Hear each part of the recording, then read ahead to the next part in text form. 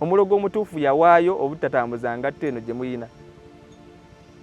Omulogo omutuufu alya olunaku, mu lunaku alyamu mulundi gumu. Omulogo omutuufu asiiba ng'omulokole w'osiiba. Tebalinamu gospel. Tebalinamu gospel. Gospel ki? Bayimba gospel. Anti buli muntu Kenza alinayo oluyimba lwe. Kenza alina oluyimba olunyumira ayi Mukama lwaleero nsiimye. Anti buli muntu yeebaza era n'omubbi agamba Mukama weebaye twafunye. Entaana zino eno zaali ziraga ekikolwa either Diamond Platinum kye yayitamu oba kye yakola oba kyagenda okukola. When you see red lights on stage wekiba kisoboka dduka misinde eva mu concert. Ekyokubiri weetegeeza nnyo omuntu nga akulembeza nnyo red as a color. Simple red color mbi. Ne red when you're doing witchcraft it's a different meaning. Bo bategeeza musaayi and si musaayi ogwa mu gwa Yesu. Toyinza wuliriza nkudikiro. Toyinza wuliriza nkudikiro. Toyinza wuliriza embuzi ekutudde kiro. Ne weebaka n'olaba Yesu. Tekisoboka. Rema we yajja ku stage yali ku mbalasi nzirugavu tugimanyi tuli relatable nayo mu Revelations baatandika mwetoloola. Olaba okwetoloola kwe kumuna kwa Eddy Kenzo. Okwetoloola. Olaba okwetoloola kwe kumu n'abaasooka ku stage aba Gravity. Temulowooza nti Keefa mwewadde nnyo amaanyi ga Katonda ag'okujajinga nga teyabaga ati mujajinganga. Nejjukira ntuli bakatonda. Yagamba ye are gods. Era yagamba let us make man in our own image. Let them have dominion. Omuntu agamba mutojajinga tategeera judgment kye tutegeeza. Sisobola kugamba ogenda mu geyeena. Naye nsobola okugamba nti ebikola by'okoze biyinza okutwala mu ki? Mu geyeena. Bw'oba olowooza mbu sirina kujajinga gwoza waaki nsonyiwa. Kale atubaaniriza mwenna abalabi aba Unique Media amwere kubanga kwe muli mwere kubanga muteekako data wammwe okulaba ng'ate mulaba ebiteekebwa ku channel eno. Samike emanya gange Roland Selima ku kamera yabeerako okulaba ng'ate buli kimu okifuna nga bw'olina okukifuna. JS Medical Hubs njabagamba nti oyo musawo naye ajjanjabisa ddagala ery'obutonde. Alina nsanaawo omusajja mulokole munoonye kwezi namba zala ku screen eziriko JS Medical Hubs. Mukubireko olinamu pressure sukaali n'ebikutawaanya ng'omusajja oba ng'omukyala munoonye kalina na eddagala lyakuwa neri cleaning ombirigo n'oba ng'ate obutwa buvaamu agenda alikuwa tonnalwala. Alinamu neyo lyakuwa eddala ne liba ng'ate alizaamu busimu obusirikale bw'omubiri ne buddamu amaanyi ate okulaba nga omubiri gulwanyisa endwadde eziba zikutawaanya nnyo ng'omuntu olekerawo okulwalalwala. Munoonyeko abeere nga ate akujjanjaba tusabe Katonda abeere nga akuwonya mu linnya erya Yesu. Nnaku olwaleero omukulu gwe nnina ku seetu wano agenda ba yeeyanjula nange nja bagamba gye nnamugwirako n'ebyo byabadde azaakola then ate tuluke twanjule kigendo bantogerako olunaku olwaleero. Sebo ogamba otya? Gyendi Sebo Mukama yeebase. Amiina yeebaze. Buuzaako ku balabi baffe. Balamusaako mu linnya erisinga amannya gonna erya Yesu. Basinga mumanyi nga Kefa ku TikTok. Though amannya amatuufu nze Regan Kayanja. Regan Kayanja. Oli musajja mukimulokole? Musajja. Saagala nnyo abantu basinga bambuza ekibuuzo ky'eddiini. Oli musajja muki? Mukatoliki, Protestant, mulokole, mu Seventh Day. But I think njagala nnyo abantu batunuulire nnyo Kristo okusinga eddiini. Obulokozi abantu bategeeza obulokozi kwe kuzaalibwa obujja. N'alyoka agamba ndi mulokole. Naye obulokole si kibiina ky'abantu. Ffenna tuli bakkiriza mu Kristo. Era gooli yaffe mu bulamu yakufaanana ngaani nga Kristo. Yes, entegeera empya y'abantu abaliko kati abalalu mu Kristo bagamba balokole. Lwaki bayita balalu? Because our faith is crazy.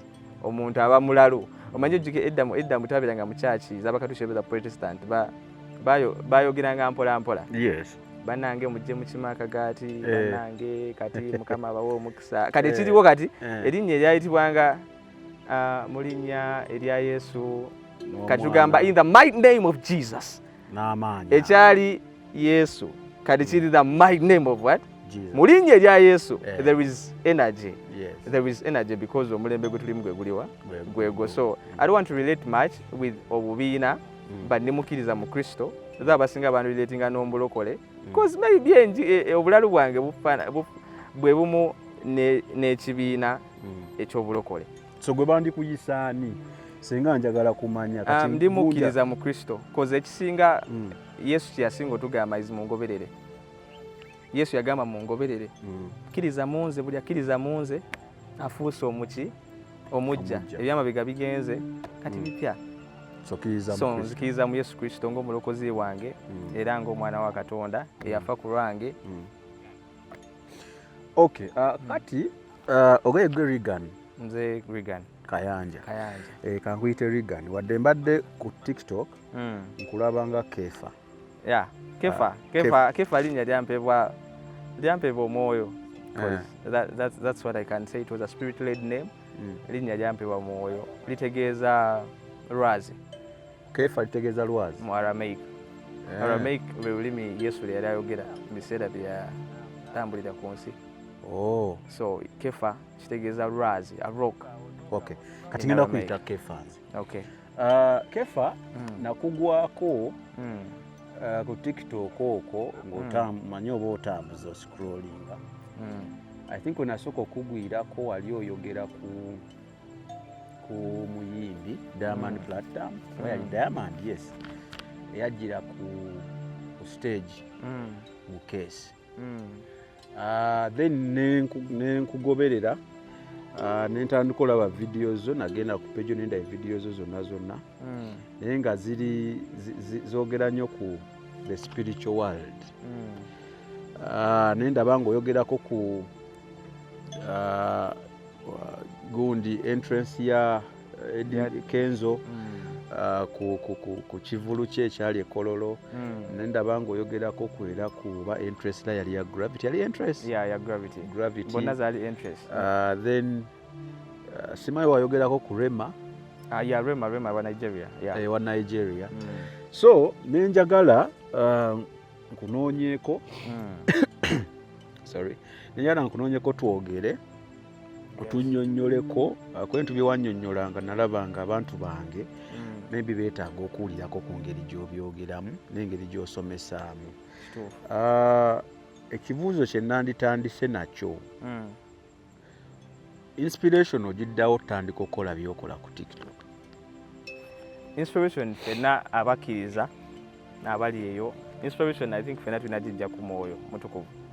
Tewali inspiration gyerina kuva omwoyo wegukuwa ekintu oba wegukukulembera mu kintu I think kyogenderako okusinga byolina mu bwongo cause nyinza okulowooza Sami lwakuba yanvumye Sami mubi naye nga Sami yabadde munyiivu alina gye yavudde ababbi bamubbye bamukubye musanze nange musinikirako ebinnyo nanvuma nga we musinika bulijjo nga tusinika bulijjo so physically nze n'obwongo bwange obulowooza nnyo bulowooza nnyo ntandika ottaminga Sami ng'omubi yanvumye naye nga sitegeera wajja akola ki naye wengenderera ku mwoyo gujja kuŋŋamba Sami leero alina kyayiseemu so reaction gy'olabye si eya Sami it's a reaction of byakoze eki kyalabye so inspiration yange eva ku mwoyo mutukuvu cause yenna akkiriza mu Kristo omwoyo gwe gulina omukulembera yoyo atubuulira ebijja oba ebituufu ebiri ku bantu ne mu nsi. Okay, kati ku video zendabyeko ezimu ku TikTok yo discussion zitambula nnyo ku spiritual world era discussion zo nga yenayogedde ku bayimbi bali zita specifically ngenda boogerako lwa nsonga wabakolako n'engeri gye wannyonnyola naye nga mmennyonnyola olinga alaga nti ekituufu kiri nti obulogo mu music industry mwebuli wadde fe abalokole tusanga olumu tunyumirwa ennyimba ezimu naye nga tetumanyi. So obulogo mu industry mwebuli kyenjagala tusooke tujjewo ekyo. Obulogo mu industry era we buba nga mwebuli obulogo kyeki? Obulogo mu industry mwebuli ng'obulogo we buli mu industry zonna endala. Omuntu yekka ow'omwoyo ayinza otegeera kye ŋŋamba. Kale katukituuse ne kwoyo atali wa mwoyo asobole otuuka gye tukola ki? Gye tulaga. Obulogo mu music industry mwebuli nga webuli ewalala wonna, we muli mu b'emmere abatunda emmere eya restaurant gye tugula, mu hotels ze tulaba ng'ennene, mu mabaala, nga webuli mu butale, mu maduuka akeedi, abantu gye bakolera kyekimu kyekirine mu music industry. Enjawulo eri nti mu bulogo mulimu nga ye tuli mu bantu mulimu abaana abato, abakulukulumu, abavubuse n'abakadde. Kati mu music industry mulimu abato, abavubuseemu n'abaki, mulimu ba newborn, ba amateur tebalina kye bamanyi, mulimu abali mu primary, mulimu abali mu secondary n'abatuuse ku tertiary bakaayi kikaayi. So music industry obulogo mwebuli buyitirivu. Tubulabirawa? Ekisooka I think tukozese video ze nali nkozesa ku TikTok ze nagezaako okulagirako. For example ze walagirako wajja noyogerako ku ya Kenzo ng'okujja nga yeebikiridde ng'ate aliko ab'omuliro. Zonna zengenda okwogerako njagala ozitunnyonnyole wano. Wayogerako ku ya Gravity okujja n'ente ku stage, then n'oyogerako Diamond okujja ne yagira mu keesi, then n'omulala Rema owe Nigeria ebyaliwo ku stage ebyakolebwanga. Ffenna abalabi tulowooza oyo aba art. Iyo omuntu ayiya entrance ye naga kati njagala nzijja, omanyi abayimbi baagala nnyo kanga njagala nzijje nga ndi weti ne wenti. Ffenga ye tulabawo kizibu era aba art. Aba art naye nti buli art ali inspired. Tumanyi bwe enseno art, omuntu wakwata akaleku n'akwata n'eddagala erina maybe okuwonya ye n'alikozesa okuloga, aba akutte eddagala era aba akutte kalobo, naye asobola okuba nga ye purpose gy'akozesa ekyo ekintu ndala. So it's art. Omuti ogwo art, ebire bino art. So oli wajja ku stage aba akozesa art. It's art. But what art we kikyagezaako okuggusa, kifaananyi kikyagezaako okuleeta. Kuba wotunuuliranga okujja interest ya Gravity ey'ente we yaleetera akayana. Kayana kaali kayana teyalina nte nkulu. Akayana ke kato. Akayana ke kato. Akayana ke kasooka okujja ku stage ke kagulawo entrance. So before yo okujja kaali kayana. Era akayana we kajja abasoma Bible abasoma history wedda bakimanyi nti akayana kano kaali leetingibwako mu Baisirairi nga bacrossing okuva Egypt. We baali bakola Katonda, bakola Katonda kaali mu format ya calf akate. So obulogo bwe tulaba kati tebuvudde kati, buvudde dda. Obukyayi bwe tulaba kati siggwa soso kyawa bakyawa dda, siggwa soso okuloga baloga dde. Byologa biva ku bali abasooka okukola ki? Okuloga. So oli ayinza okugamba bibireetinga bitya n'aba Isirairi. Eddogo eririwo kati si lyakati, lyava wa? It's an old format of witchcraft.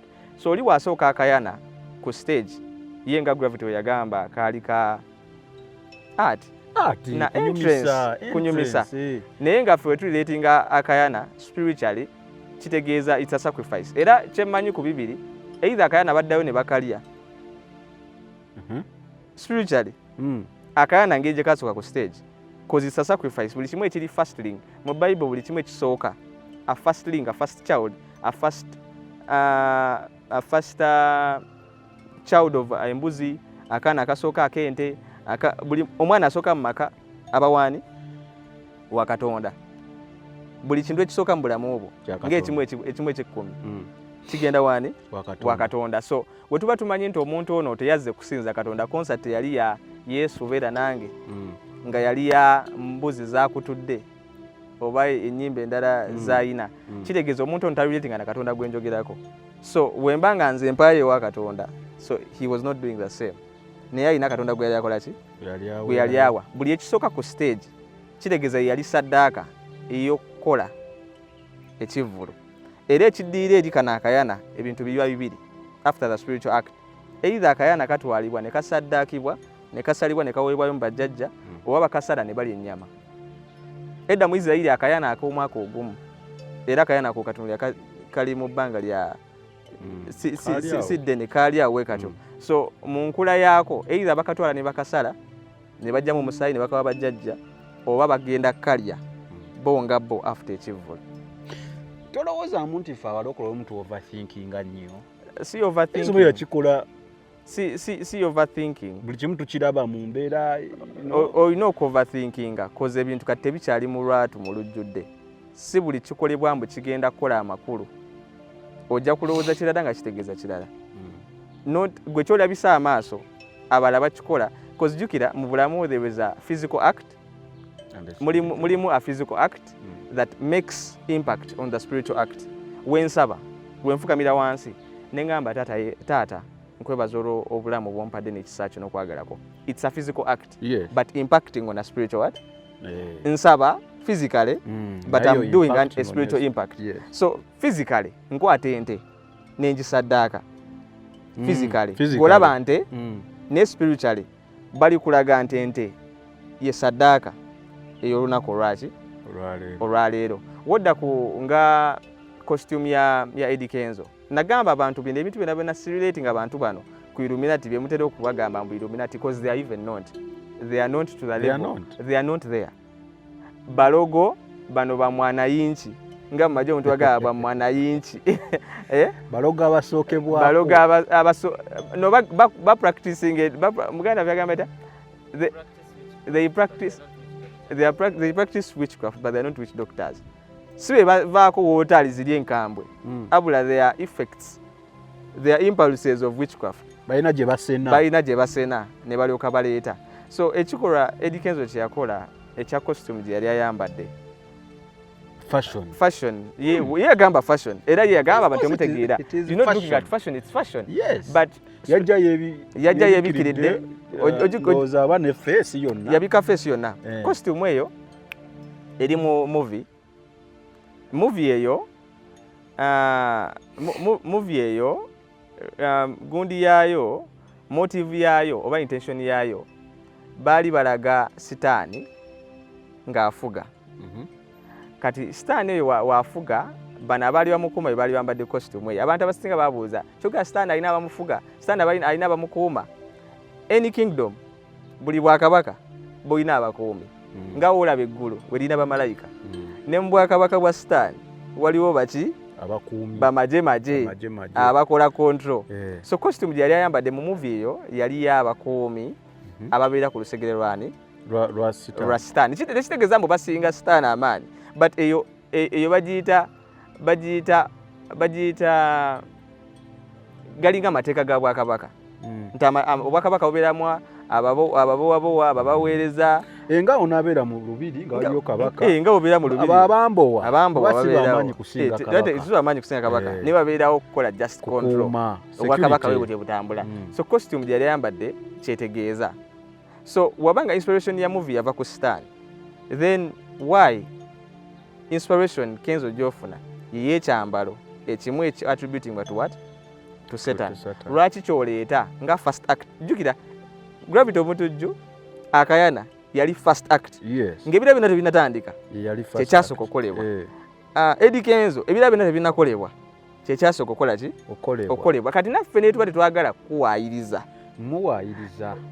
Kandi naffe tetwagala. Naye we tukukwata nkumakya ku mizigo ne tusanga neighbor nga ye buli kumakya tumusanga ali bwerere adduka waati ogusooka jja tugamba n'abadde naaba tawero neekola ki?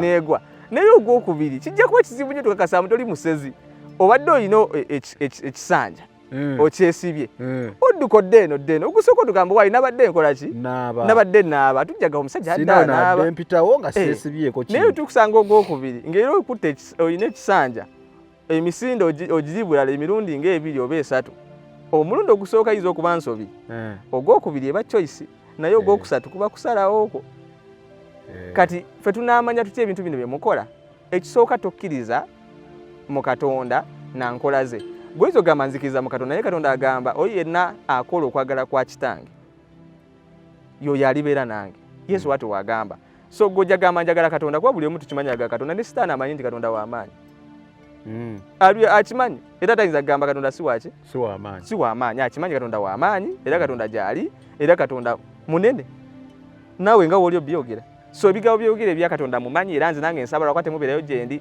bigambo byogera ne Sitaani abyogera but oyo agamba ayagala Katonda alina okukola Katonda byakola ki byayagala ekisooka ennyimba z'oyimba tezigulumiza Katonda zisanyusa ggwe zisanyusa mubiri zikufunisa ssente nakutuukiriza miramwa gyani gya Sitaani toyinza kuŋŋamba nti kale omwoyo yakulinnye gwe n'okwata mu vidiyo zo Eddy Kenzo n'okwata mu vidiyo zo Gravity n'okwata mu vidiyo zo Diamond Platinum ne mubeeramu bakazi bakunamye gwe n'oŋŋamba Katonda nange mwagala era byenkola nze byaki bya Bwakatonda obwakatonda we butebugamba mukuname kale otwate tugenze ku ddogo vidiyo zo zyatubitinga tuwati zaagaza abantu ssente zaagaza abantu bwenzi bakyala ne vidiyo mu vidiyo mulimu bantu kwaka cause ebiragibwa mu vidiyo bakazi kunyeenya bano bakunamye fashions ezitategerekeka hairstyles ezitategerekeka so your attribute gwe tugamba oyagala Katonda kigambo naye ebikolwa byo bigamba otherwise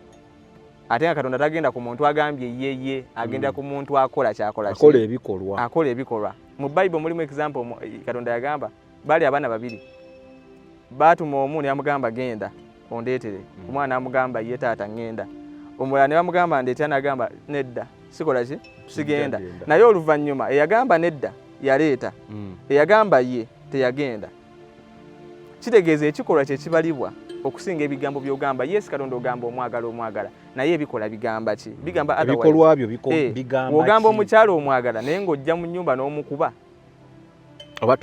oba tomwagala wadde ekigambo kigamba ki so gwe Gravity tugamba nze nange nsaba temubeerayo gye ndi Kenzo tugamba nze Katonda nga mmanyi engeri gy'annyambye omukisa guno gwonna gwenna gwa Katonda yes Katonda asobola okuwa omukisa kuba gwa buli omu amukkiriza ndalakola ki n'atamukkiriza kyova ne Sitaani akyaliwo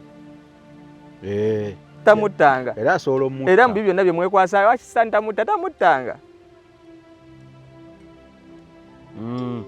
so when you say you love God what do you mean your love should be shown by actions kyova Katonda agamba okwagala kufaayo okwagala tekulamula okwagala kugirako ebikolwa okwagala si bigambo wogamba oyagala Katonda Gravity kubeera bajja kyogera nze siridde voice banjagala Katonda wogamba omwagala lwaki vidiyo ez'obuseegu zikyalabika mu vidiyo zo lwaki ennyimba ezitakola makulu ezitatwala Bwakabaka mu maaso kale osobola oyimba inspiration tebalinamu gospel ki bayimba gospel anti buli muntu Kenzo alinayo oluyimba lwe Kenzo alina oluyimba olunyumira ayi Mukama lwaleero nsiimye anti buli muntu yeebaza era n'omubbi agamba Mukama weebaye twafunye so kikyotegeeza ogamba ayimba oluyimba lwa gospel buli muntu yeebaza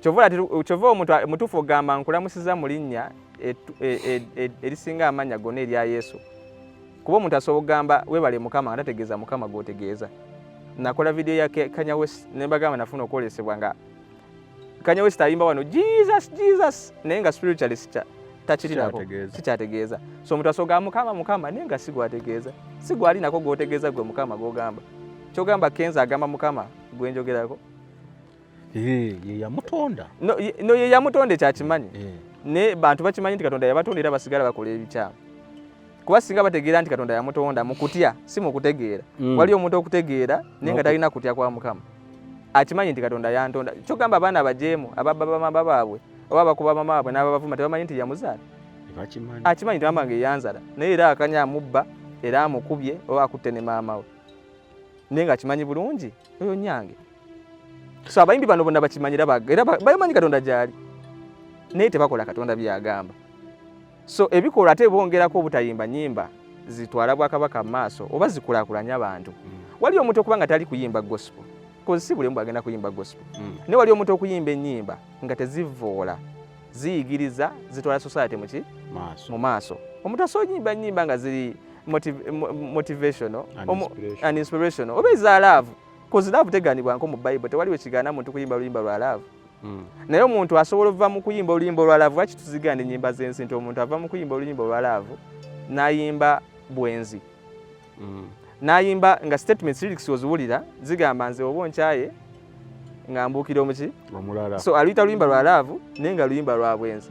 Omuntu ayimba ku love yimba oluyimba ng'otegeeza mukwano. Don't attribute other factors into the love song. It becomes something else. Temulowooza nti Keefa mwewadde nnyo amaanyi ga Katonda ag'okujajinga nga teyabaga ati mujajinganga. Nejjukira ntuli bakatonda. Yagamba ye a God. Era yagamba let us make man in our own image. Let them have dominion. Omuntu agamba mutojajinga tategeera judgment kye tutegeeza. Sisobola kugamba ogenda mu Geyeena. Naye nsobola okugamba nti ebikola by'okoze biyinza okutwala mu Geyeena. Woba olowooza mbu sirina kujajinga gwoza waki nsonyiwa.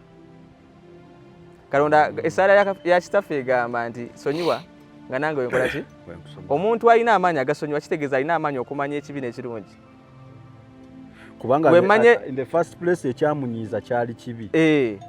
Kati wemba nina amaanyi agasonyiwa kitegeeza wonneetondera manya nti kyokoze kirungi nenjajinga n'ekiwali onkoze with my judgment neŋŋamba nkusonyiye kitegeeza amajjaaji.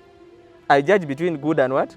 Bad. Jukire twali Adamu yali ekibala yali akibala kya kirungi na kibi. Kitegeeza okumanya ku ekirungi n'ekibi twakola ki? Teri mulamuzi yenna atamanyi kirungi na kibi because toyinza lamula nga tolina other part. Tosala gwakawala nga tolidde wakati. Ogenda okusala omusango omulamuzi yenna omutuufu aba ategedde ekibi n'ekirungi n'amanyi omuntu kyalina okukola. So wembanga nina amaanyi agasonyiwa. Mubalabira ku TV. Saidi eno temugiwuliriza. Muwuliriza eno. Tugiwulira. Ebiseera ebisinga sigenda funa interview na Eddie Kenzo. Mubuuza sebo wano omutima guli gutya. Naye nfuna interview n'Omwoyo Omutukuvu. Ne guŋŋamba labula Kenzo. Kyovula abanze sijja gamba Kenzo Illuminati. Sijja gamba Gravity Illuminati. Sijja gamba Diamond Platnumz Illuminati. Naye nja gamba Kenzo kye wakoze kya bulogo era kya sitaani. Njaga Gravity kye wakoze kya sitaani. Kati ekyoba sitaani kye yakola wakigira osinzira ku movie? Yes, nakigira nsinzira. Sisasinzira ku movie, nasinzira ku Mwoyo Omutukuvu. Naye abantu baagala okulaba because wenfuna inspiration ey'Omwoyo Omutukuvu eba mu kumanya kwange. Abantu tuli physical. Twagala nnyo okulaba nga tukwatako. Oba twagala kyoyogera ng'okiraga. The only way I can bring out what the Spirit put in me is to relate with what you can see. Kuba wenkugamba nga Pastor Bujingo yagamba nawulidde eddoboozi nga liŋŋamba gwaki abantu bagamba ddoboozi ki nga siriwulira nga nze naye ng'abantu abo bennyini bagamba tebaliwuliranga be bantu be bamu abagamba omutima nno gwaŋŋambye nawulidde ekintu nga kiŋŋamba tolinnya booda eyo kale gundo oyo nayagadde omukubira ku ssimu nga tannafa kale nno yaŋŋamba mutima tegugande wakitomukubira ne abakiwulira because no human has never felt that buli muntu ku nsi yali akiwuliddeko ekyo naye baawulira statement ya Pastor Bujengo bagisekerera nnyo because people don't relate with the spirit. Bo ekiri mu bulamu bwabwe tebakitunuulira baagala judgingirawo before they analyze themselves. Kyova olaba waleeta kiri kye balabako. Naleeta kiri kye balabako basobole olireetinga n'obwongo bwabwe kuba wemba twala gyendi tugenda tusulawo balina sooka kufuna vision oba kufuna kirooto oba kuwulira ddoboozi nga libagamba of which is possible.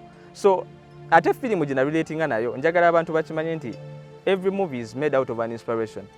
Omuntu atula wansi n'alowooza okimanyi nti ennyumba eno nga tennazimbibwa oba akatebe kano nga tekannakolebwa eyakakola yasooka kulowooza n'akalaba mu bwongo mu kulowooza n'agamba akatebe kano njagala kabeerewe kati. So before akatebe kano okulabika kasooka wa mu bwongo mu mutwe. So every source of everything kyolaba wano eno kisooka wa mu mutwe.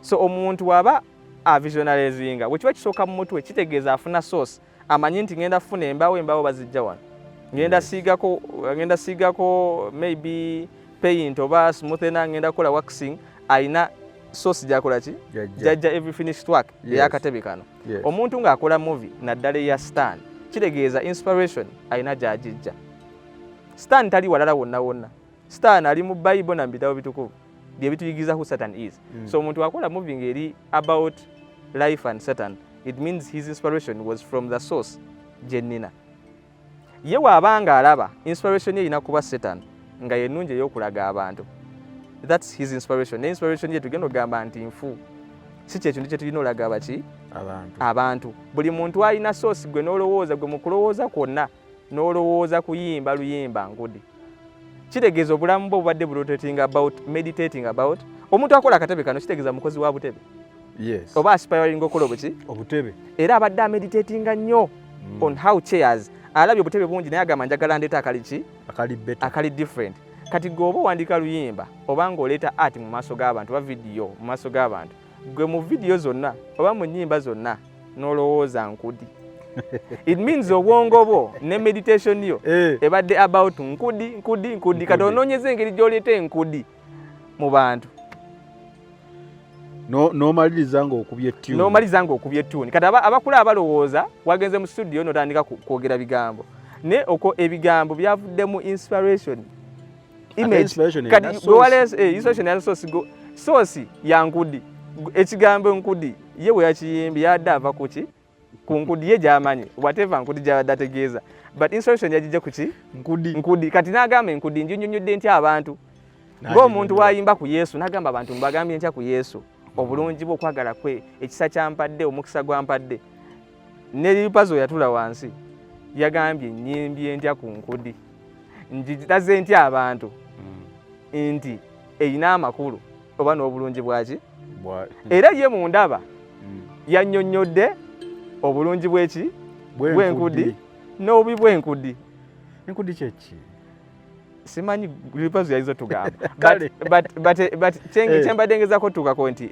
buli muntu afuna inspiration era singa lipazo abadde ameditatinga oba n'okufumitiza n'okulowooza Katonda tewandituse mu studio n'oyimba nkudi buli muntu yenna ebigambo byo n'omutima gwe kyegufuna biva ku byoyiseemu ne ku byolowooza sami w'omulowoozaako bubi era ebigambo ebigenda ova mu kamwa ako bigenda kuba bibi sami w'omulowoozaako bulungi oli wakubuuza sami yaani ogenda kwogera bulungi bwereere so omuntu yenna mu kamwa ke ekifuluma kyekyo ekimujjudde mu mutima kati akamwa ekwogera kasobola oleeta okulaba kozi wenkugamba olaba enkoko amazima buli mugu mwa muntu bugenda ku nkoko kati wemmala okuyimba oluyimba oba nemmala okugamba ebigambo gwe nojjamu kulaba nga Diamond Platinum ndeeta ntaana oba case ku stage it means omutima gwo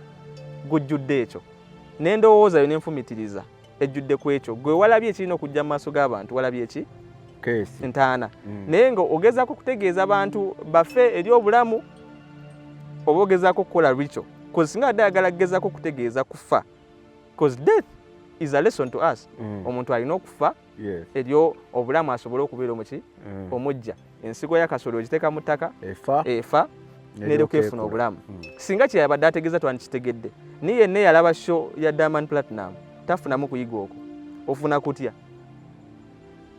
kitegeeza kyabadde kikolebwa kirina source yakola ki yakutya andijjukira omwoyo gonna ogw'okutya sigwani sigwa bwa Katonda bonna abali ku show ya Eddie Kenzo tewali ssanyu lye baafuna nga Kenzo alitambula ku stage wati teririiwo teri ayinza kuba munda nga yali mu stage n'agamba ulululululu Eddie Kenzo buli omu yali bali mu kwewuunya na ekipapa kyagezaako kola ki okukola no kale yali ategeeza ki kale we tugamba kale twali tumuwaayiriza nze ngonzo omulokole muwaayiriza akkiriza mu Kristo muwaayiriza kyembadde okubuuza Kefa nkugambe nti olumu abantu bano ndowooza tubalowooleza nnyo motive eyinza oba si y'ebyo by'oli mu kunnyonnyola nga motive yali ndala fashion kujja kola kintu kiri extraordinary naye kati gwe Keefa ng'onnyonnyola bino nga motive ndala. Walaba Balenciaga fashion yali ey'ebisooto? Yes. Wagiraba omutima gwo gwakuwaki? Gwagamba fashion, wow, they are smart, wow, tunulire ebisooto nga binyumye, batunulire nabo nga banyumye. Was that what your heart felt? No. Tugendere ku mutima, tuve ku bantu kale abakkiriza mu Yesu nti ayogedde. Gwegendera ku mutima gwo gwakuwaki? Deep inside your heart is spirit. Gwo gumanyi ekyali kigenda mu maaso, omwoyo gumanyi ekyali kigenda mu maaso. It's not right. Si kituufu. Si kituufu. Kenza asobola kubanga si Illuminati, kozi sina Illuminati. Naye ekikolwa kye yakola ng'omuntu ebagamba nti omwana yakoze empisa embi, kyekimu kye yakola. Gravity asobola kubanga si Illuminati, naye ekikolwa kye yakola, inspiration gye yagijja, it's a wicked thought. Ffenna tulowooza, naye omuntu yenna alowooza, ye mu ndowooza ye n'agenda n'akolamu pooni, aba alowoozeza differently from us, naye aba alina endowooza nnungi, yafuna ssente. Yes. So omuntu yenna agamba nkoze kino because it's an inspiration of a good thing, ye kisobola kubanga kujja kirungi, kuba malaya naye inspiration ye yafuna ssente, era ekimuyimiriza wali kufuna ssente. Era omubuuza what's your motive okubanga oli malaya, nti njagala ssente. So should you call any motive ejja gy'oli nti nnungi because gwe kyofunamu oba gwe kyoyagala olaga, oba tukugambe ekituufu kye wakoze nti kikyamu? Ate ya n'omubbi era eba motive. N'omubbi eba motive. Omubbi naye aba ne motive alina abaana be. Abantu abasinga nga Lipazo yagambye ate mubiwulira. Temubiwulira kati katukole bikola kye. Ebirungi temubiwulira katukole bye twagala. Ne bamalaya mbaleke bakole bye baagala. N'abasiyazi mbaleke basiyage kuba bakinyumirwa. Emulimu bwe bakwata bali mu bulumi. N'emulimu abanyumirwa obusiyazi. Okimanyi bwali abantu nga bali proud gay. Proud lesbian. Je bali. So sitegeza nabo tubaleke. Bakole obusiyazi bwabwe, bamalaya tubaleke betunde, abayimba ebyekisiru tubaleke babiyimbe kozi bagala kulya, okitegeera. Abazanya obutambi bw'ekisegu tubaleke babuzanye kuba banyumirwa kye bakola, ati bafunamu ne ssente balabira abaana tembalaba ku masomero. Because of the motive, wetugendera ku motive ne inspiration yaabwe bo gye bagamba. So tuleke Uganda etambulenga buli omu wayagala kuba buli omu alina kyafunamu mu kyakola. So ngenda kubuuza bino. What was the motive of Diamond Platinum? Kutya kuleeta kutya mu bantu okugira mu keesi? Yet ya intending kuleeta kutya. Nga sinakinyonera kangubeka example gye nkuwa. Ku Diamond Platinum kye yakola. Abantu abasinga bagenda mu ssabo. Abantu kye bayita okugenda okweroga oba okwetereeza. Kimaliza kifuusa obukyayi. Eyatandika yeetereeza atandika olumba baneiba kakana baneiba ayagala baveewo oba sina kindi baffe. Yes. So ekikolwa ekibi kirina enkomekero ki mbi eva okuloga abasinga gangenze kweganga era kati ne bakakuwa kabakamu wekka naye olaba abalala nga basinga ku ggwe ogenda maliza okoze eki obajjeewo okuloga kufuuka okuki okukyama kubi.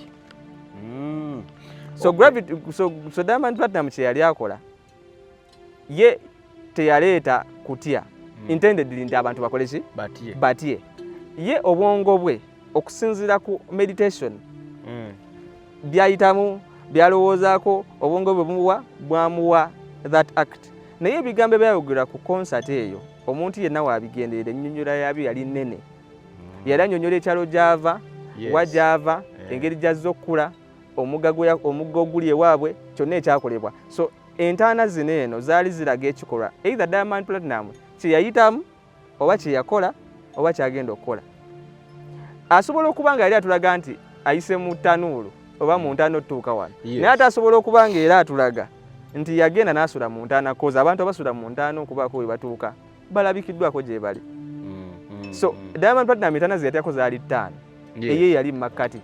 Omanyi otya Diamond Platinum yali akulaga nti entaana gye nasulamu before concert yeno gyenita ku stage asobola manifestinga kozi wakola obulombolombo bwabwe binabuleeta wane eno sitaana aba akola ki afuna amaanyi. Kati Diamond Platinum yakola afuna ssente natutumu naye ate action gyakola nga bwe nagambye omulogooli alogo ewuwe amaliza gyewo banne. Diamond Platinum anoonya ssente na fame naye ate mwabalaba mugenda kufuna myoyo era ogenda omaiza ova ku concert nga mwabalina depression mwabaliza okunywa omwenge mwabaliza obwenzi mwabaliza masturbation tomanya pornography gyatandikidde tomanya gyotandikira kwegomba bakazi tomanya gyotandika kwegomba basajja cause yes stand wajja wogenda mu ssabo era abasinga babuuza ogenda mu ssabo okweroga ebiseera ebisinga omukazi agenze mu ssabo okuroga akomayo wakanga waliwo biteega teyabikimyeyo wagenze kuloga mwami ewaka osangayo biteega osanga mmese nnene naye nga weebuze emmese naziresedde ewaka gwe wagenze womusamize nga mukyaki olina byewakomyewo nabyo nga mukyaki tugenda ne bagamba okkiriza Yesu omwoyo omutukuvu ofuna muki n'eri wogenda mu ssabo n'okkiriza sitaani n'ebigenda nayo okola ki ojja nabyo ogenda kuloga mwami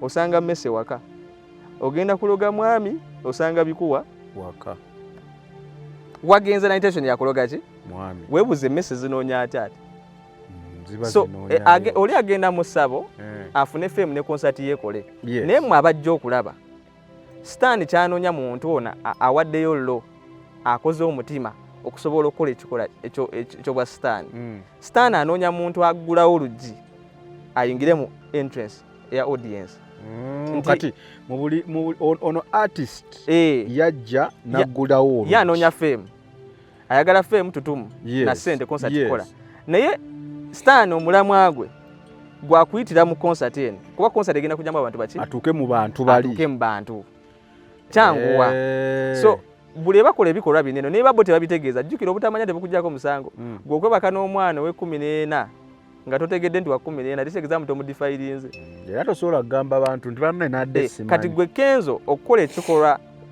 ekiri satanic ne kiresultinga to a satanic effect gwadde totegedde tekitegeeza muti tekikoleddwa so fe abali spiritual tugenda sigala nga tugamba ekikola kibi era abamu bajja kuyita omulogo because ekikola kiwakoze kya buki kya bulogo gwe Sami okubanga olina obusungu bwo gy'ovudde n'ojja n'okuba omukazi we n'otugamba busungu tujja gamba Sami wattima gwe n'onaatugamba omukazi yanyiizizza tujja gamba Sami mutemu olw'ekikola kyokoze eki kyokoze kate Rema yakola ki ekya Rema kyali ate levo ndala ekya Rema kyali levo ndala bane tetugamba Rema wawa tugamba Rema Nigeria tetugamba mukyala Hamza tugamba Rema Nigeria yes Rema yakola ki ekya Rema kyali kirala bulijjo okoma ogenda waggulu awo the top nawe Rema yali ayimba gospel Rema yali muyimbi wa gospel yakulira na mu church maama we y'omu ku bakulu b'omu church awo nabaweereza mwana wa mu church buli muyimbi atutumusa abasinga ba mu church sitaani kyanoonya mu bintu bineno abaana bano excuse zonna zonna ze balina za ssente nga we nagambye abantu abasinga banoonya ssente bagamba gospel aludde osasula kyova olaba nagambye wali sinyumya ku bayimbi ba gospel because the fact that they choose mu byonna bye bakola ne bakola ekintu ekyo nga baani choosing Exodus alina eddoboozi ddungi asoyimba raga wamuddemu oluyimba lwa jaga mitonde yakubye raga nga alinga bali abantu abalala so yali abasobola okukozesa that same art n'akola ekirala kyova asitira babeerako bali Vixen yeewaayo n'ayimba gospel wadde agenda mu kyaki bamuwe emitwalo 4 oba miliyoni 1 naye nga video ya miliyoni meka 5 so abantu abasinga nga Rema bava mu kyaki issue ya Rema okuva mu kyaki bwali bwavu yagera nabanga obwavu bungi mama yali yeetaaga ssente nga omanya abaana abavubuka tukula ne bamama nga tebalina ssente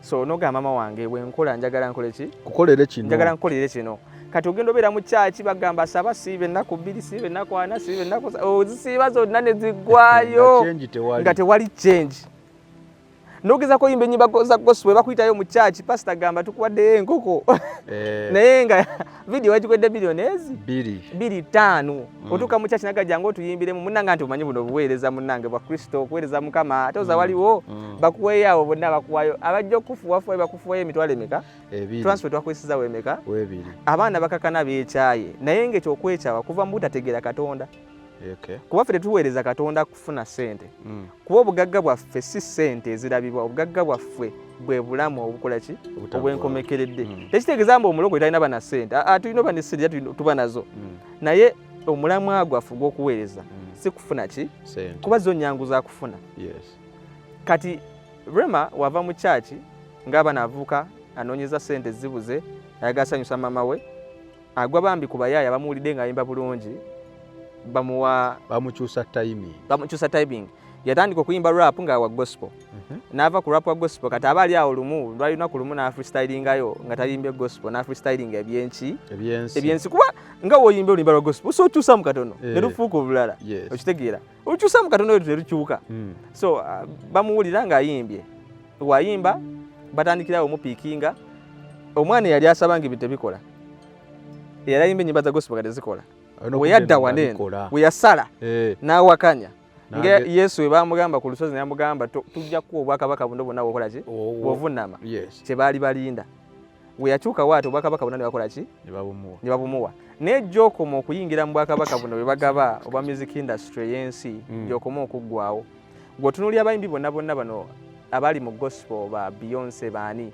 when you look at these male artists ba Justin Bieber ba Chris Brown obalaba nti abaana abo batandika tebalina tatu wadde neegi ku mubiri ne Chris yali mu gospel Chris yali wa gospel naye yakulira mu mbeera sikale si eyo gyali mu sawa zino so bonna ensi gy'ekoma batwala they end up getting many tattoos tattoos neno tebazifuna because bali kusanyuka ezimu ziri inspirational maama wange obulamu naye ziva mu depression tattoo no si tattoo general ndikogera ku tattoo z'abaana abaana ogenda osanga Chris Brown yali mu 2006 nga omuntu nyasawa zino mulala nga wanjawulo Justin Bieber gwe twalabanga mu 2000 oba what omuntu yakati wanjawulo because yebayitamu tebasobola byogera entandiko ebanga ennungi nejja biggwera biki Rema atandika mulungi nejja kukomekerera omuntu yakati Rema yatandika ne Rema kati wali you will know that his change is not a change of good he's a change eri driven nga takyana kyakola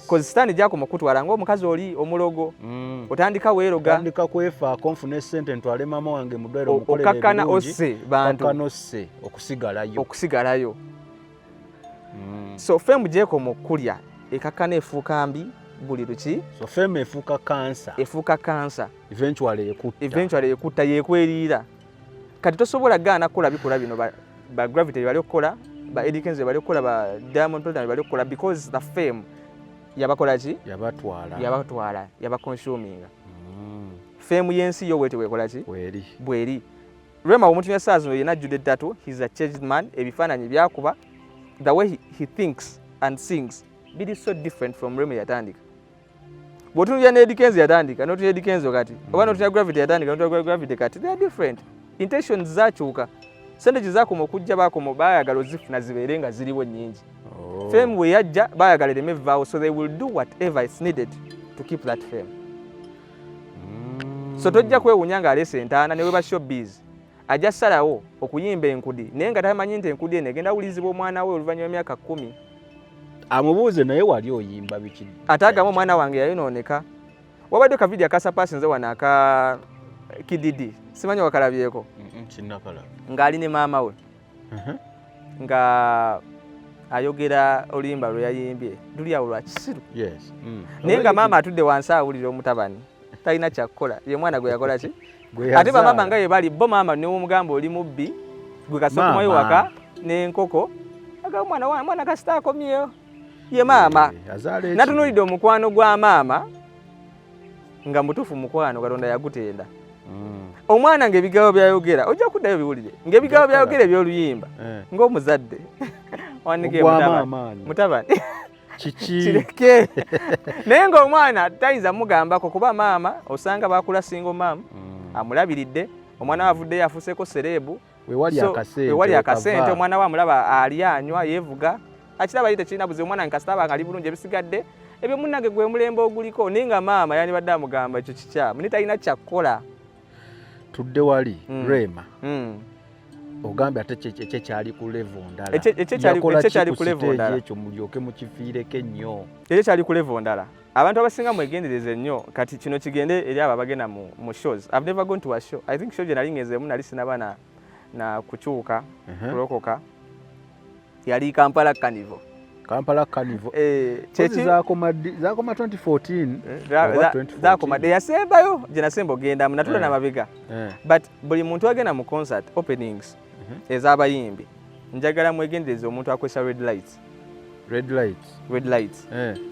bw'oba osobola okuddayo n'olaba concert za Rema ne concert z'abantu abamu abali va ku bano ba Uganda abamu abali abagenda wane wajjajja mutula ku nsiri baani togera ku principalities zilizi kabejja ba Sam Smith abayingira Grammy nga bali mu red n'amayembe ba Doja Cat abayingira abakola videos nga ziri nzibu ba Lil Nas abakola video nga ziri kwevaako va ku bano ba Gravity abakolayo obuntu bagenda wali mu lusozi ne basamira ne basalayo kate na kakoko. That's mini witchcraft.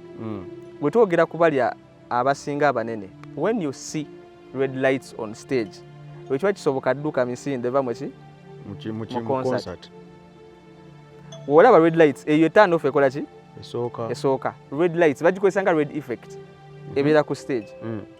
Ekyokubiri weetegeeza nnyo omuntu nga akulembeza nnyo red as a color simple red color mbi ne red when you're doing witchcraft it's a different meaning. Bo baba bategeeza musaayi and si musaayi ogwa mu gwa Yesu omusaayi omulala. So when you see red in a cloth, when you see red lights nga ziri ku stage ne wolaba engoye za black nga ziri ku stage weewuuze. Kati ensonga bbiri eziri relatable ku nsonga ya Eddy Kenzo eya Diamond Platinum neya Gravity. Abantu bonna bana abasatu lwaki bafaanagana? Ekikula oli mu Nigeria, bano bana Uganda, oli mu Tanzania. Bakola ekikola kimu kitegeeza eddogo lifaanagana. Nagambe eddogo kadde eddogo abantu balogadda kubanga tonnazaalibwa. So engeri y'okuloga tekyuka ng'engeri y'okusaba wetakola ki bwetakyuka. Rema we yajja ku stage yali atudde ku either mbalaasi eya black yali either black bange n'amaaso ga red ne yali ya black. It's scary. Wogifuna tofunamu ssanyu mbu bannange anyumye nno otya ojja kutya. Nagge buli kintu ekikuwa okutya ng'okutya si kwa kutya Katonda, kutya kwagwe munda mu ggwe manya si bwaki si kyabwa Katonda. Rema we yajja ku stage yali ku mbalaasi nzirugavu tugimanyi tuli relatable nayo mu Revelations baatandika mwetoloola. Olaba okwetoloola kwe kumuno kwa Eddy Kenzo okwetoloola. Olaba okwetoloola kwe kumu n'abaasooka ku stage aba Gravity n'akayana kali masekati ga stage nga bakeetoloola. Olaba Diamond Platinum ye yasooka n'ensasage yasooka ku stage ye ne bamukulembeza mu maaso n'ensasage yaliwo era ali rotation nga ekikolwa ekyobwa stan oba any ritual act bwekola ki bwekolebwa. So ono Munnayuganda oli mu Tanzania oli mu Nigeria naye bakola ekikola kifaanagana. Kiregeeza balina source etya kuba stan alina source emu newokola obulogo e Nigeria newokola obulogo e Sudan bugenda faanagana kuba source eri etya eri emu. So these people are doing the same act. Naye twagala ogiyita ensobi esukka. Nagambye ng'omusezi w'okumakya olaba neibawo nga yeesibye ekikanja ku makya n'adduka emisinde n'omusanga ali bwerere n'agamba nva mu kinaabiro.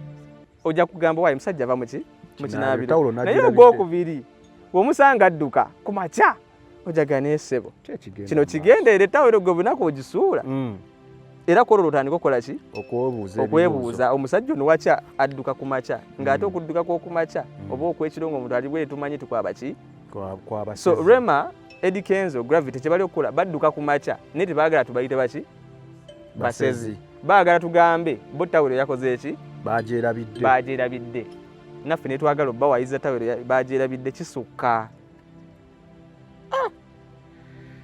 Annaye kale asamike ge manya gange atulina Keifa tugezaako mubuuza ku video zenze ndaba nga akola ku TikTok account ye bagiyita ki Kefa TikTok account ye bagiyita Kefa. So ganda video ze zaakola ebyaddala ntera nnyo okugamba abantu nti obulamu buli spiritual ate spiritual world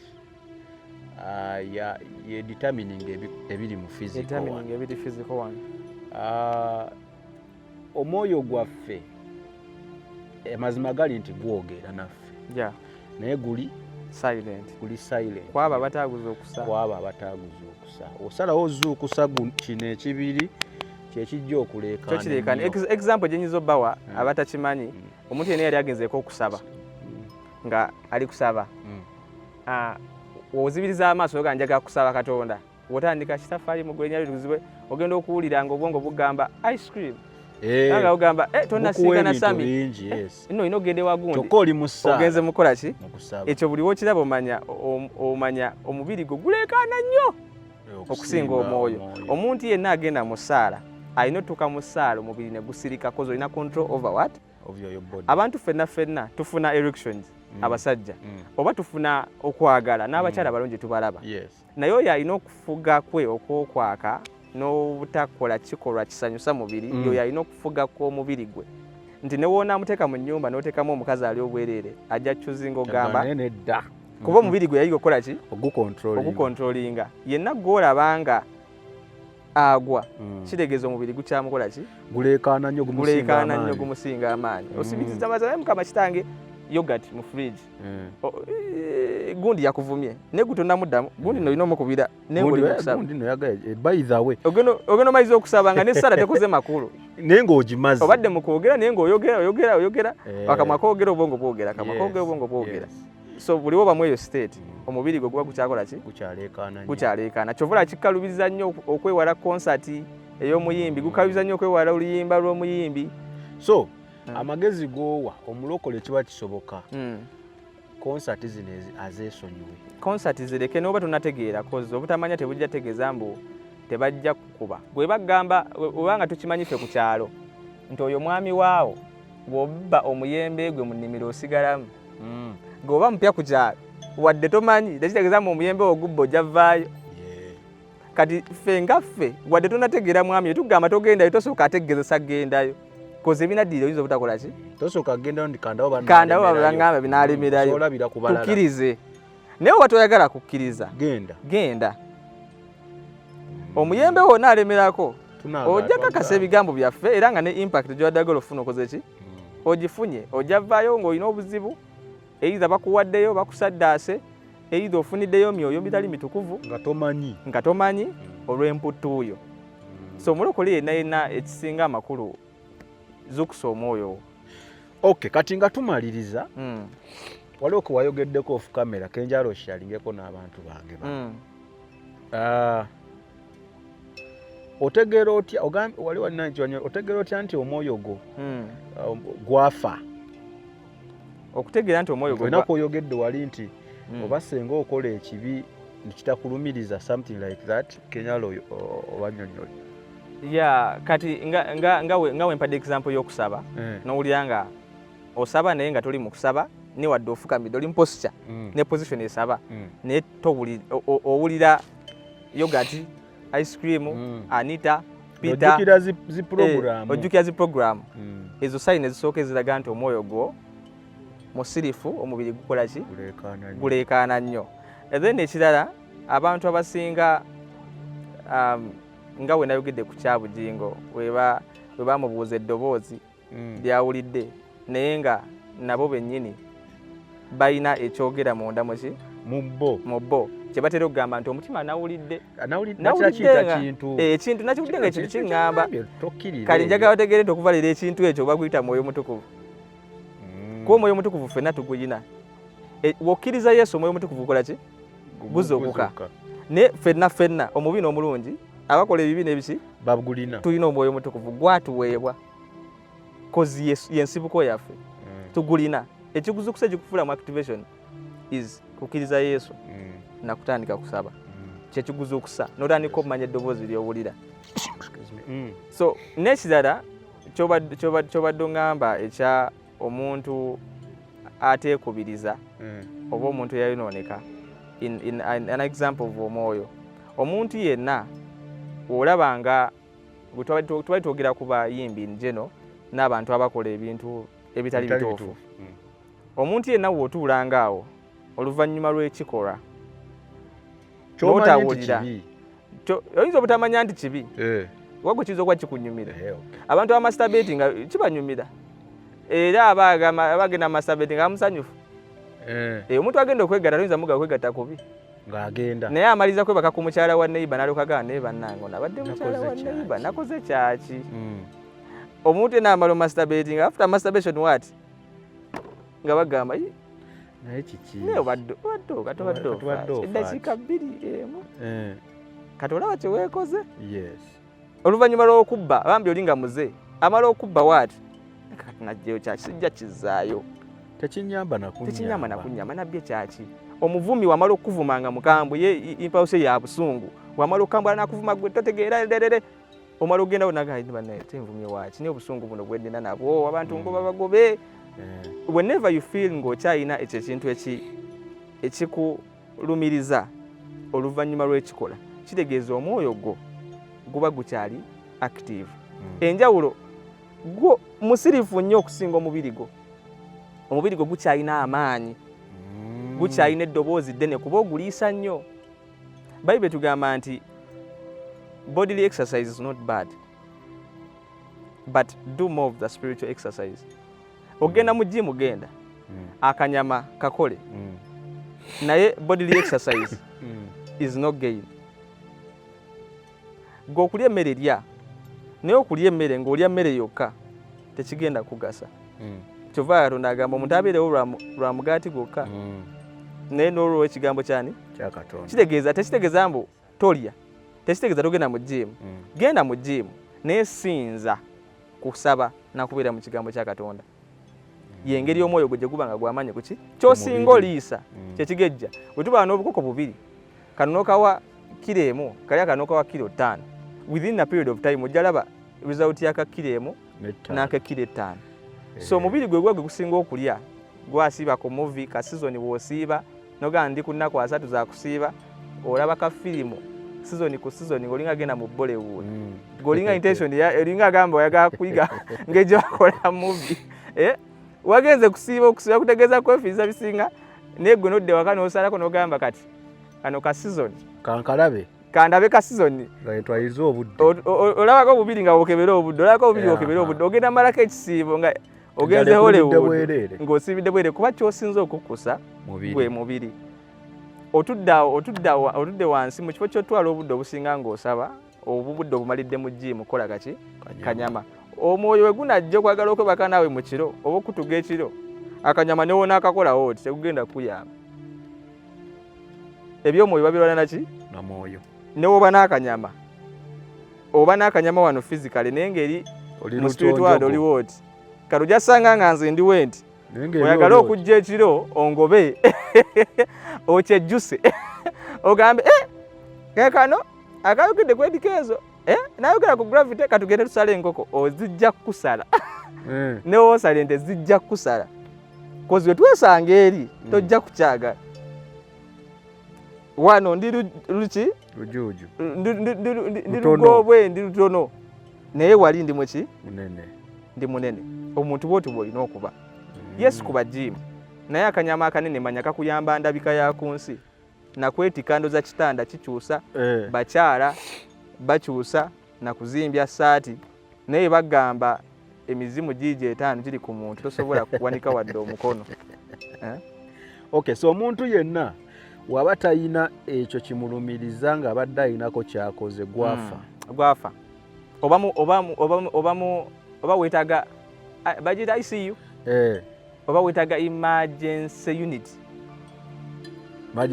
oba wetaga emergency care unit saawa eyo kuba embeera gy'oba oliko bagita kufa na kuwona bwe oba osanga kati nga bwe oba osanga nga afudde tategedde kozi kati takyayina kikuuma oba oli open air buli kijja kikola ki ani mu nsi mulimu abantu weebatu webali ekikyababeezaawo bakita kisa Mukama akyawaddeyo ekisa yateekako emyaka 5 bali mu myaka 2 kati babuzaayaga mwaga 3 mwe muli either bakyuka oba tebakola ki tebakyuka nga ye yafa yasalawo obusiyazi tebukyamulumiriza Yesu yagira n'agamba n'abalala mukole ki musiyage naye osanga oli nga bambi asiyaga naye ng'agamba bambi saagala kusiyaga. Tukirabye ku baana bano abasinga abagenda ba Atakaima ba gundi muna wa Deriki abeewayiriza obusiyazi nga si kye bali ne baba abwewayiza ne babiyiga kerekere abagenda ku visa then later ne badeclaring obusiyazi of which si kye bali.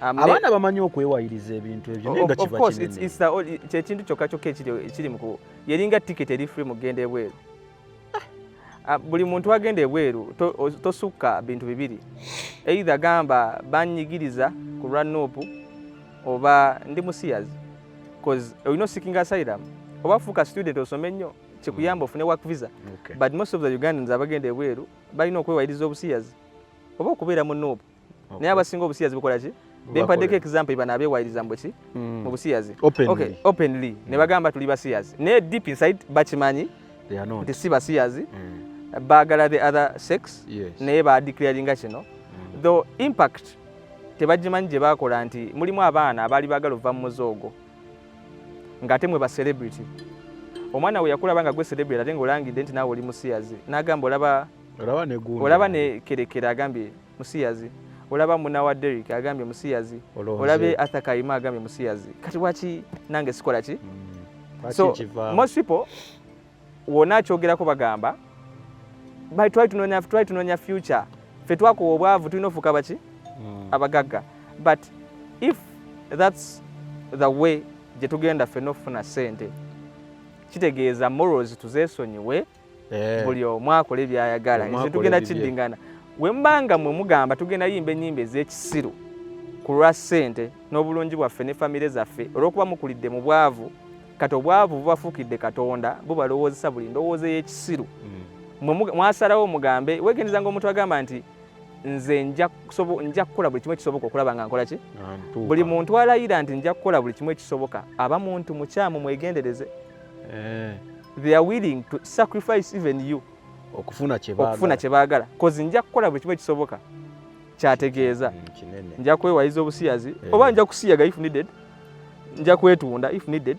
nja kubba if needed nja kutta nova mu bwavu so we tuba twagala abantu bano daddala aba celebrity abali mu limelight bwe bavaayo ne beewayiriza ku lwa visa obo visa ne balaga ensenda abantu abalala abalabirako kozi balina following nene kuliko abaana abastrugglinga ne homosexuality people don't abantu bakimanyi silently omwana bamu abusing omuze ne gukula tigwalimu bamu abusing gwakula kati akulabye Arthur Kayima gamba ndi musiyazi nga toli Arthur Kayima n'omwana I have a friend akirimu ayagala kivaamu naye nga bamu abusing fighting against it so much. Some people are not gay by nature mbu ali awo abantu omuntu akula nabo abalenzi nga balimu olukyalakyala naye kati mulimu abakistimulating ne bamugamba nno kati olina kubeera gay cause engeri gyolabika kinyuma so they are fighting with it mwabalina following ensi beerabirako beyantunulidde amugamba kibi you putting in bajja gamba abafa abaleetera abalabo n'okusiyaga mwabayigiriza abo abalabo okusiyaga osobola okuba nga si mwabaleeta okusiyaga naye you've played a role in what in encouraging them because olina following ovudde weewayiriza otadde ne ku kitimba ng'okiisinga omuntu omwana ali eri alwana n'obusiyazi and we know very well it's not a good act and you're showing them gwe mutugamba it's because of money sente zifuuse Katonda gye muli have you forgotten God has money become your God anyway kale keefu okujjako ng'olina byala twongereko atumaliriza ebigambo bye bisembayo then tulabe tunatufunye obudde olwa tunaakomawo tutaanye ensonga naye nga buli nsonga gy'okoonyeeko nkulu era ewulirizibwe lwa nsonga bino ebintu osobola olumu bitegeera oba tomanyi kubanga ne Bayibuli abantu babuze lwa bbula lyakumanya so oluusi abamu nsimbu bakikola bakyagala naye tebamanyi kyebakola kibi oli awo oli mulokole osiiba ku luyimba lwa nkudi olulemerako osiiba ku gravity omutujja owuliriza kyokka woomala ng'ogambye Saala wemba nsaba ate mpulirayo gati toyinza wuliriza nkudi kiro toyinza wuliriza embuzi ekutudde kiro ne weebaka n'olaba Yesu tekisoboka wuliza enkudi ekiro kyonna eba emisana gyonna w'oteekawo omutwe wooti ogenda laba nkudi naye ekidongo ky'amaanyi kisa kibaddemu Yesu kibadde kibulamu Yesu kale Keva sibula abantu bange Tuwadde kibulamu Yesu. Kambasibule empozi wali ensonga gye twogeddeeko. Ensonga ya. Tugikonewo katono. Yabadde abantu baagala okumanya oba Eddie Kenzo ba Illuminati oba balogo. Oba ba Gravity omutujju ba Illuminati. Ogambye si ba Illuminati. Ate mpulira bayogera ebya Illuminati mu Kampala. Ate gogamba balogo ne ate si Illuminati. What is the difference? Abantu bano they practice witchcraft but they are not witch doctors. Ng'omuntu wagenda mu church pastor nakutyako omukono n'ofuna omukisa. Naye okimanyi bulungi nti sigwe ensibiko y'ogwo omukisa. Era ebiseera ebisinga gukusobola okuba nga muzibu gwo gugaba. Ogwo omukisa. Oba tutegedde. Webanga waliyo omuntu okuwa manto yakyalina. Waliyo omuntu okuwa omukisa. Nga wojja kano kacupa k'amazzi. Nze amanyi ensibuko y'amazzi gye nagajje. Gwe tewali mazzi. Nonga mpa ku mazzi n'enkuwaako. Wenkuwaako omuntu mulala wakubuuza mpa ku mazzi tolina gy'ogenda kola ki? Gajja. So these people go to people that are witch doctors ne babawaayo ka sampolo akati ne babasenerako ke basobola okukozesa kusinziira ku bigendererwa byabwe. Oyagala kivulu kuyitawo nfunayo enkoko 3 funayo ente 2 tukolewo ti newo tie ekivulu kikole ki? Oyagala kufuuka famous kolayo wooti ne wooti tukole ki? Tuyitewo ofuuke. Oba kolawo ti ne wooti ofuuke. They do go to witch doctors, but they are not Illuminati. But is so chovala tubawa chance okyuka omuntu yenna omulogo ebyaddala if you're spiritualist ng'otegera omwoyo omutukuvu anybody omuntu yenna omulogo kagenge gwe bayita ensibuko y'okuloga, when I speak about them they have to come. Where? In the spiritual world. Tuba tulina osinkana tunyumyemu. Angambe sebo wadde onjagaza ki? Lwaki onjogerako? Soko kaddemu. Omuntu yenna nga mulogo kwengwe va ku bagende w'abasawo. Mulimu abantu babiri. Mulimu agende w'omusawo alogemu. Njogera ku nsibuko y'amazzi. Si ono gwe bawadde ku mazzi. We muba spiritual nga we mwogeddeko waneeno. They will appear. Oba ojja balaba. Bwe nayogera ku Eddie Kenzo Gravity omutujju saabogerako nga ensibuko y'eddogo. Nabogerako nga abatoolako oba abaweebwako ku kasamambiro. Weba tebamanyi omuntu osobola okuga nga tomanyi. Omuntu osobola okugetinga inspired. Naye nga inspiration yo evudde ku Satan. So n'okola ekikolwa ekyobulogo ng'omuntu wakola masturbation nga tamanyi mu masturbation ekuleadingibwa muzimu omukyala. A familiar spirit. Enkyala ekozesa okola ki? Going into masturbation. Omuntu asobola okukola obwenzi nga yalowooza ku ayagala mukazi. Kumbe ekimuleading okukola obwenzi muzimu guli mabega. So twogera ku nsibuko. Sibuko yabino ebintu byonna byonna bye bakola. Ani gwe bitoolwako? Gravity, Eddie Kenzo, Diamond Platinum, singa baali balogo kungwe, everyone would have their effect. If abali spiritual, we would be seeing their effect spiritually. But tebajja. They can't. Kyebasobola okukola kye kyokka. Balinga bakozesebwanga ba agents kozi basalawo bagende ku side eri. Omuntu tosobola mu makati mu nsi eno. Either oli good oba oli bad. Oba asalawo kuyimba nyimba zigulumiza sitaani. Gotolooza muzigulumiza sitaani. Naye nagaye buli video webanga erimu okunama. Buli video webanga oyogera ku kwaka. Nze nkukyawa n'ensukusulawo n'endoko omulala. Nze nkwebagako n'enfuna omulala. N'oyimbeza ennyimba nga attribute zaayo tezikulaakulanye oba teziraga ku butuukirivu bwa Katonda. You working for who? For Satan. Yesu atugamba nti buli muntu yenna anaakola okwagala kwa kitange yoyo anaaba naki? Yoyo maama wange era ye muganda wange. So gwe toyinza vaayo nga vidiyo erimu kunama n'oŋŋamba ate kyendi okukola nze Katonda mwagala nnyo mumanyi. Era tusaba. Katonda kituufu omwagala nnyo naye ne Sitaani Katonda amumanyi. Ne Sitaani amanyi nti Katonda w'amaanyi nga naye w'omanyi nti waki? W'amaanyi. Era ennyimba z'oyimba ezimu eziyimba Katonda si ggwe asoose okuyimbawo otyo. So temubalabako nga mubogedde. Tebaliyo. Let no one think that baserebu bano bemulaba they are the source of the power. Abantu abalina amaanyi agatuusaawo bino bye mulaba mu bayimbi basirifu.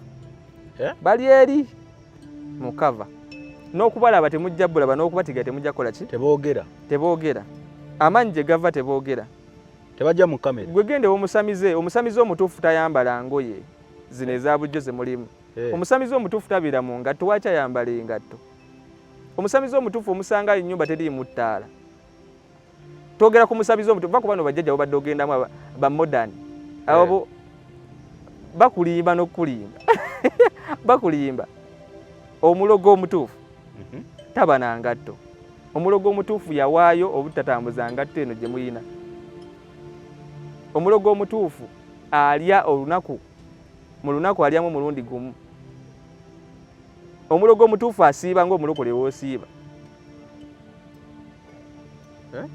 omulogo omutuufu asiiba ng'omulokole w'osiiba omulogo omutuufu omusanga talya nnyama Tereza bano batutiisa butiisa omulogo omutuufu n'ekisanda takyebakako yebaka ku lubugo wansi ku ttaka kefa siibula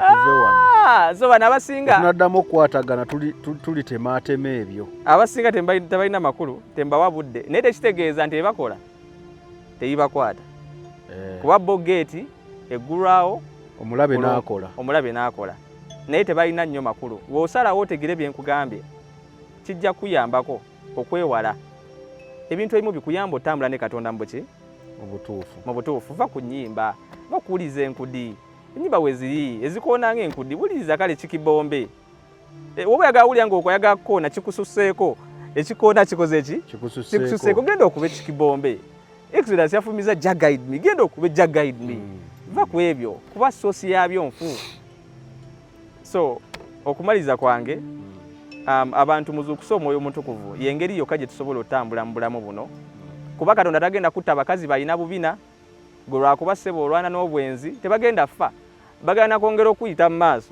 gy'okumugaba nange ez'obwenzi bunzitanga ekikazi kikuyita mu maaso gy'okumugaba nange sente nga batandika okuwa endowooza y'okukola ssente tali yaki yabwa Katonda tagenda kujjawo kibi gw'alina okulinnya odde waggulu w'ekibi zuukusa omwoyo omutukuvu tambula n'omwoyo mpozi n'abayimbi abakoze bye twogeddeko mudde Katonda kyo kituufu bisobola okuba nga biringa ebikeerewa naye nkugamba effect gy'oba oyina ng'olikolebwa wa Katonda esinga ssente z'ofuna Katonda agamba kinagasa kyo tunda omwoyo gwo okufuna ensi kitegeeza omwoyo gwo we bageraganya n'ensi omwoyo gwo tegugulwa nsi kapuloti 5 ku 10 ekikuyimbya nkudi ogula 5 ku 10 oba eka 2 oli kutunda omwoyo gwo ku bbeeyi etasaana kibanga sami kujja muntu n'atandika kulamuza ku nusu 10 nti sami nkugula nkutwala jja ogenda okole mu gundi nusu meka tekijja kusoboka ekyo so kyoliko olw'okuba bu eka 2 escalade olw'okuba emmotoka ya miliyoni 600 olaba nga kigasa otunda omwoyo gwo ofune ensi naye Katonda agamba omwoyo gwo gusinga ensi tegugeraganya na nsi yonna combined buli kimu kyokola ki kyolabamu sokola obwa Katonda bino byesonyiwe byabwerere byabwemage bikutwala mu geyeena kale Mukama bakuume kale twogedde no ku bintu bingi by the way naye oyinza okulondamu kimu 2 3 si buli bye twogedde byonna nti byamagezi ku ggwe naye nkakasa timulimu ebigambo ebiwere 5 nga byamagezi twala ebyo bikuyambe nsuubira nti nga waayogedde ku kyokuleekaana omubiri guno okuleekaana ennyo then akuli munda ye musirifu nnyo yakyewunyisa kiikino wotegerera nti oli ayogera empola yayinza okukuyamba olumala okukkusa omubiri nga gukubye enduulu kyonna kyekugambye okukola oba kugenda ku mukaneiba oba kukola ki oguba gufunye kyegwagala ne gukakkana nga teguleekaana kate otandika owulira kiri kati okoze kyaki obadde ofaaki kimanyi buli wokola ekibi ebyo ebintu obyebuuza gwali mutunda oba tobyebuuza nga omaze okukola gwe ekibi weetaaga ICU emergency unit sajjale bakole sajjale mutima bateeke mupya kibumba kale abanya Samike Roland yabadde ku kamera Kefa gwe mbadde naye angambye amanya ge ye Kayanja Regan tujja kumweyongeza ng'ate tugezaako okunnyonnyola especially things to do with social life. Mwebale nnyo tubaagala nnyo. Ebyo by'owulidde oba ebyogeddwa mu episode eno si birowoozo bya Unique Media nga channel awamu n'abagikulira wabula birowoozo by'abantu ssekinnoomu mu kiti kyabwe.